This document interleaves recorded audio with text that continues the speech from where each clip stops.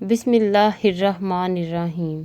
السلام علیکم ورحمۃ اللہ وبرکاتہ۔ اے ہمارے مہربان رب، ہمارے حالی دامن کو اپنی رحمت سے بھر دے، آمین۔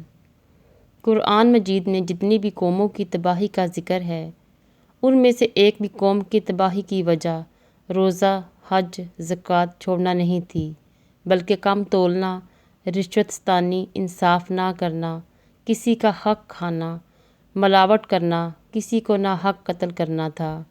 اگر سادہ الفاظ میں کہوں تو معاملہ حقوق العباد کا تھا۔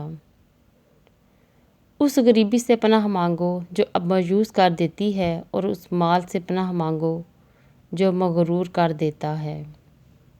جب کوئی بات آپ کو بہت زیادہ پریشان کرے اور وہ آپ کے اختیار میں نہیں ہے، تو اپنے رب کریم کی بارگاہ میں صبر کے ساتھ دعا کریں اور اپنا معاملہ اللہ تعالیٰ کے سپرد کر دیں۔ رب کریم کے فیصلے آپ کے لیے بہتر نہیں، بہترین ہوتے ہیں۔ سماجی رشتوں میں شکر کا مقام یہ ہے کہ انسان دھوکہ کھا لے لیکن دھوکہ دینے والا نہ بنے، کیونکہ ایک انسان کا دھوکہ پوری انسانیت پر اعتبار کا قتل ہوتا ہے۔ جس شخص کو اللہ تعالیٰ کا ڈر اور اللہ تعالیٰ کا در، یہ دونوں نعمتیں مل گئیں، سمجھو اس کو تمام سعادتیں نصیب ہو گئیں۔ جذباتی ہونا، جلد غصہ کرنا، چھوٹی چھوٹی باتوں کو دل پہ لینا اور جلد رو دینا ایک صاف دل انسان کی نشانی ہوتی ہے۔ اس کی وجہ سے جذبات میں شدت کا ہونا ہے۔ یہ سب خوبیاں کبھی کسی منافق میں نہیں پائی جاتیں۔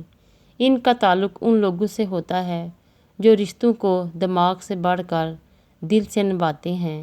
ایسے لوگ دوسروں کے لیے کسی نعمت سے کم نہیں ہوتے، پر خود کو برابر اذیت میں ڈالے ہوئے ہوتے ہیں۔ اللہ نگہبان۔